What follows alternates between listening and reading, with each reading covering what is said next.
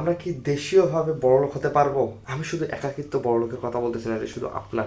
আসলে শুধু আপনি বড়লোক হয়ে লাভ নেই। একটা দেশ হচ্ছে একটি অর্থনৈতিক পরিবার। অর্থাৎ আপনি আপনি যতই বড়লোক হওয়ার চেষ্টা করেন, আপনার দেশ যদি বড়লোক না হয়, তাহলে আপনি হয়তোবা দেখতে মনে হচ্ছে বড়লোক, আপনি হয়তোবা লাক্সারিয়াস লাইফ পাবেন, কিন্তু এটা আসলে খুব একটা মানে আমার কাছে এটা কেমন জানি একটা লাগে।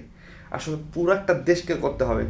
তো আমাদের দেশের একটা সমস্যা হচ্ছে যে আমরা আম, আমরা যত কিছু বাইরের দেশ থেকে কিনি, আমরা তত কিছু বাইরের দেশে বিক্রি করতে পারি না।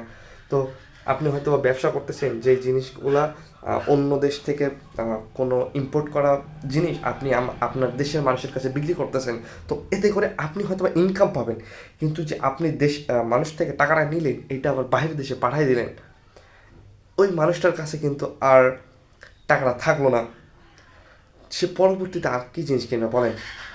হয়তো বা তার কাছে অনেক টাকা আছে এখন, কিন্তু আস্তে আস্তে টাকা ফুরাবে, তখন আপনার ব্যবসা কী হবে বলুন? তো আমাদের এইটাই সমস্যা যে আমরা যত কিছু কিনি তার থেকে বেশি বিক্রি করতে পারি না। আমাদের দেশ, আমি শুধু আপনার কথা বলতেছি না, আপনি হয়তো বা কিছু কিনেন না, দেশীয়ভাবে ভাবুন। যত কিছু আমরা বাইরের দেশ থেকে কিনি তত কিছু আমরা বিক্রি করতে পারি না। তাহলে আপনি যতটুকু কিনতে পারেন তার থেকে বেশি বিক্রি করতে পারেন না, বা ততই সম্ভব বিক্রি করতে পারেন না, তাহলে আপনি কিভাবে আম, পথ চলবেন? আপনি আপনার আয়ের থেকে ব্যয় বেশি, তাহলে কিভাবে সম্ভব? এইটাই হচ্ছে আমাদের দেশের প্রধান সমস্যা। এই সমস্যাটাকে সমাধান করতে পারলে দেখবেন যে আমাদের দেশ ইনশাল্লাহ অনেক উন্নতি করবে। তো এই জন্যই